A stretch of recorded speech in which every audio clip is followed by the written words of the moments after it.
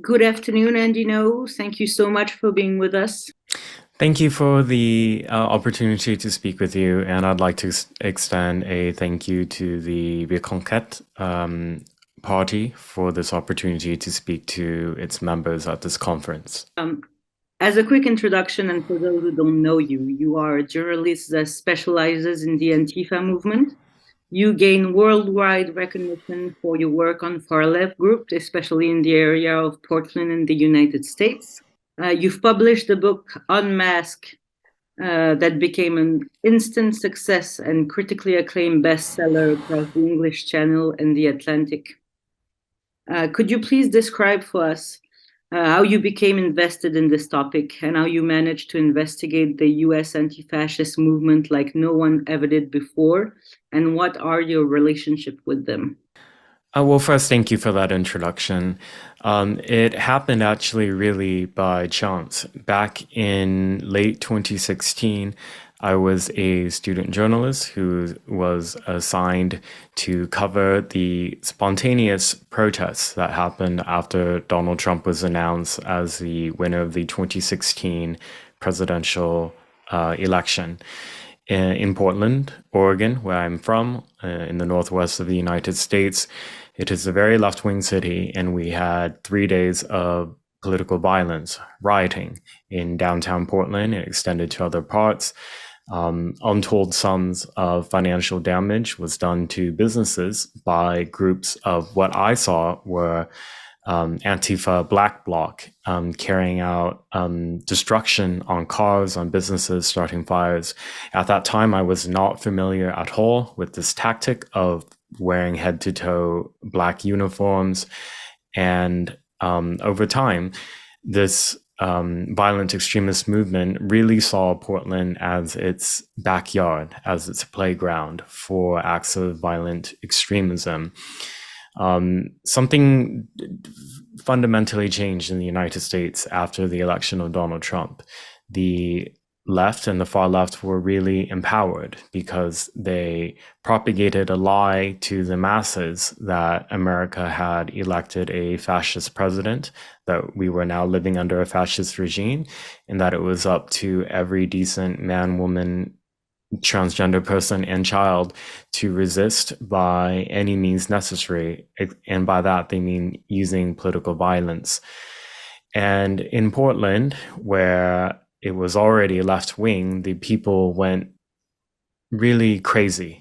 I'll just be plain. They went nuts.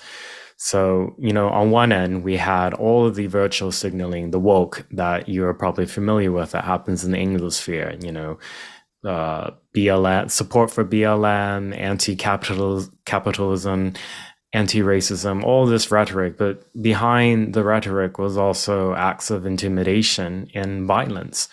And so what I documented through my writings and video recordings from on the ground were acts of routine political intimidation and violence from people calling themselves anti-fascists, but were really street thugs.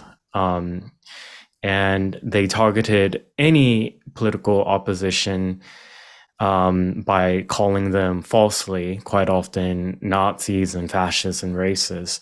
And one day, eventually, I became the target of their violence. In the summer of 2019, I was severely beaten by a mob of Antifa in downtown Portland, very close to the Central Police Station. I had no help. I was beaten on the head and the face repeatedly, was hospitalized for my injuries, was diagnosed with bleeding on the brain. I was very lucky to have survived that.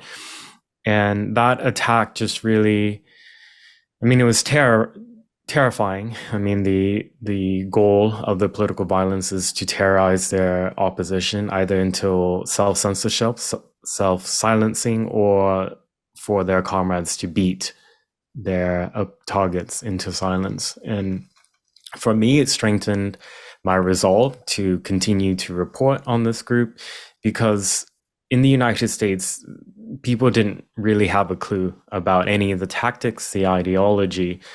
And I went undercover.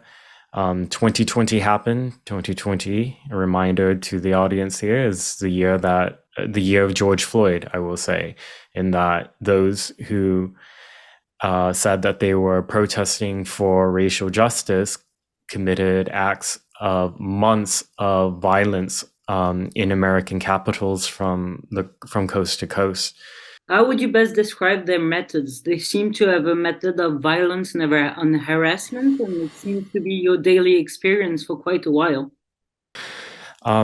Their tactics involve violence, yes, which I talk about and I show in the videos I record. However, there's a whole MO that involves so-called non-violence tactics. And unfortunately, probably many of the people in the audience watching are familiar with some of these tactics. They include things like doxing.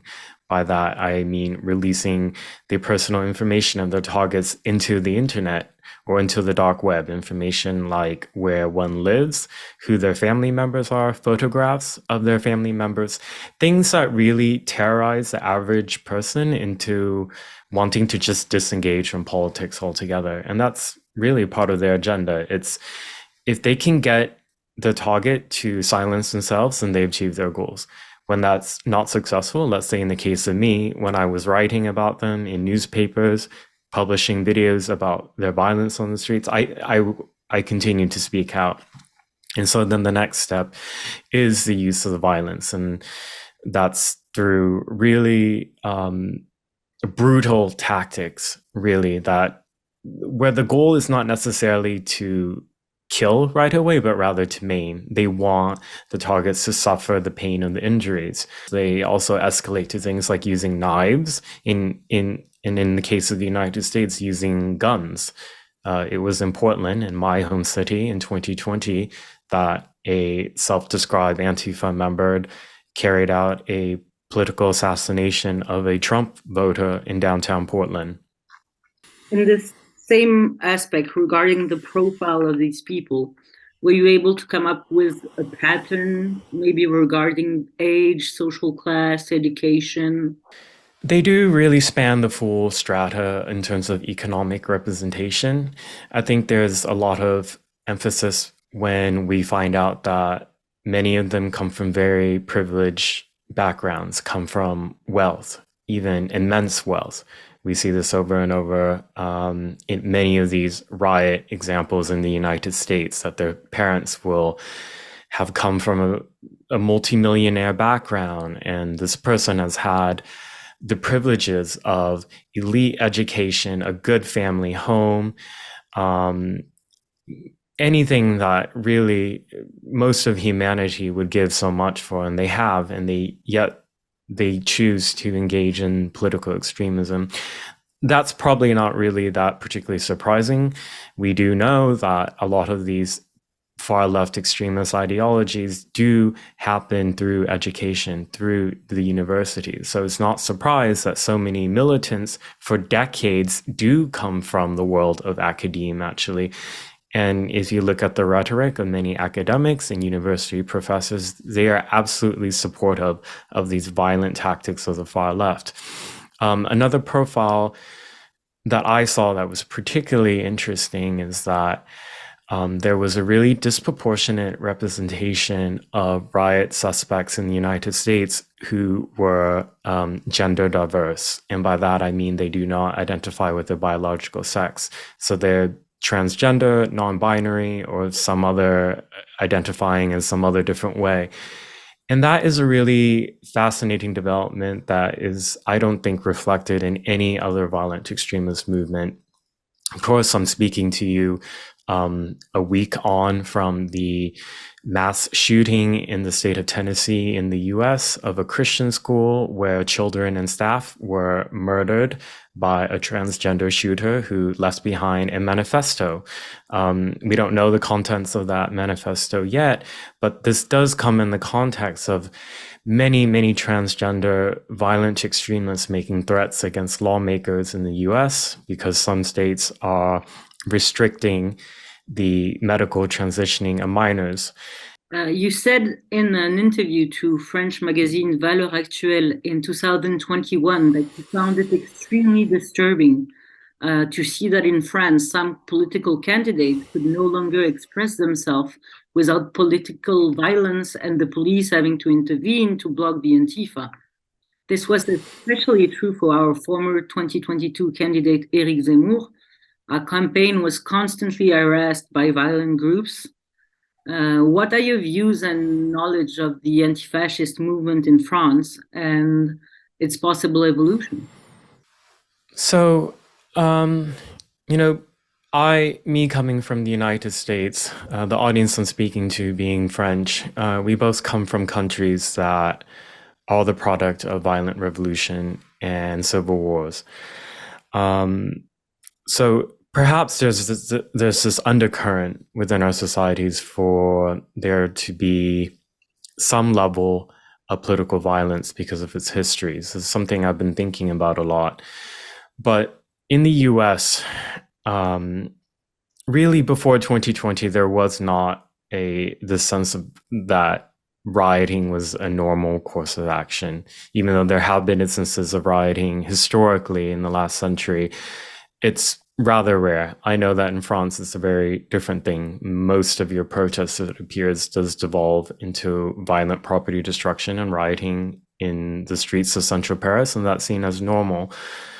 And that's perhaps, I think, a reflection, I think, of maybe a weakness in your democracy, in that when I was paying attention to the violent reactions to Mr. Zemmour's campaign from, I think, starting from October leading all the way to February of 2022, every other week there were these violent attacks on the political campaigns and the attendees who were going in and out of these rallies.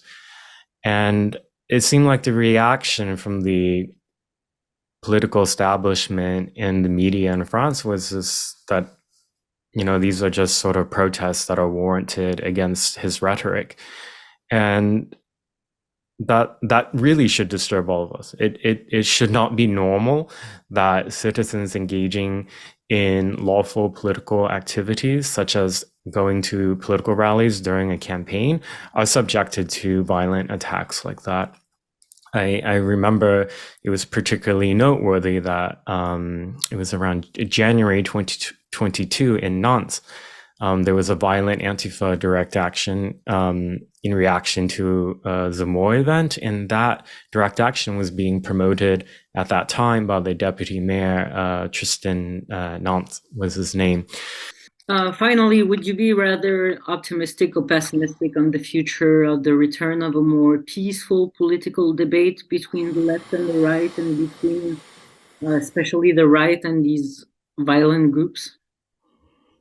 I am not optimistic. I think that, so in the US, 2020 really demonstrated the ability of the far left to carry out violence, to find sources of funding for the riots, sources of funding for the legal aid of the riot arrestees, and then the establishment media and political support for that extremism. And then that demonstrates to me that these tactics are constantly being refined, and it will just be some other event in the future in the US, another George Floyd moment that will erupt into acts of left-wing violence that are excused by much of the public. In France, I see you have these same issues. And then on top of that, there is a very strong effort by your militant radical leftist activists to import American leftist ideology, leftist radicalism, in a way that's completely inorganic in the French context, but is nonetheless being imposed. I see it imposed through the language, through the use of these words that don't even exist in your own language, but are just being borrowed wholesale from English. And so, yeah, all these things put together, I don't have a particularly optimistic outlook for things in the West. But hopefully, these conferences, I hope, will be able to reach people who can maybe come up with some solutions. Well, thank you very much, Andy. We wish you the best. Thank you for being with us. For those interested in diving further into your journey, they can visit your website, www.andino.com, and go on your Twitter profile, Mr. Andy Ngo. I'll put all the links on the screen. Thank you very, very much for being with us. My pleasure. Thank you.